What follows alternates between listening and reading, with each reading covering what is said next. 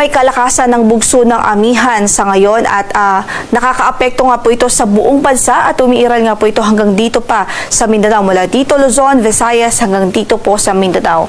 Dala nito ang maninipis na kaulapan at nagdudulot pa rin yan ng mahihinang pagulan, especially dito sa eastern section ng Central at Southern Luzon, sa eastern section ng Visayas at silang bahagi ng Mindanao. At maliban po dyan, of course, dala rin po dito ng amihan yung malamig at tuyong hangin. Kaya tasahan pa rin natin ng mabababang temperatura at malamig na panahon sa araw na ito. At pinakaramdam po yan dito sa malaking bahagi ng Luzon at maging sa mga mountainous areas o sa matataas na lugar.